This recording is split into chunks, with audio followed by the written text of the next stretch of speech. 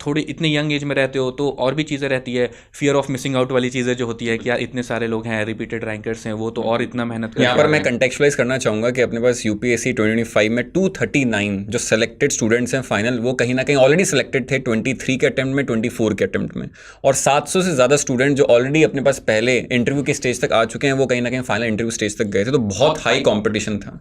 अब इसमें तुम्हारा केस क्रिटिकल इसलिए because you have earn this feet in a very young age, तो बहुत जल्दी ये चीज़ मिली है। तो बहुत सारे स्टूडेंट्स क्या हैं कि अब आजकल मैं जब यहाँ पर द हिंदू का एनालिसिस लेता हूँ या फिर क्या है कि और क्लासेस लेता हूँ, तो यहाँ पर मुझे पता लगता है कि लोग 12th क्लास से, फर्स्ट ईयर से, कुछ तो 10th क्लास के भी मिल गए मुझे। तो एक तो राइट टाइम क्या होना चाहिए, वो एक तो मोटिवेशन का राइट टाइम और एक उसको एग्जीक्यूशन का राइट टाइम, दो अलग अलग राइट टाइम्स अपने पास, ये स्टूडेंट्स के लिए क्या होने चाहिए?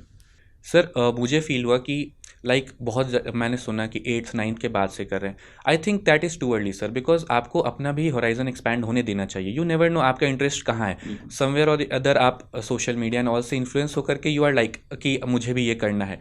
तो first of all 8th 9th में you don't have the idea कि actually what do you want to do in your life, ठीक है। लेकिन अर्ली इंस्पिरेशन ज़रूरी है, बट सर अर्ली से ज़्यादा आई वुड से जब भी इंस्पिरेशन आए तो कंसिस्टेंट रहनी चाहिए, वो ज़्यादा ज़रूरी है, चाहे वो 11th में आए चाहे फर्स्ट ईयर ऑफ कॉलेज में आए।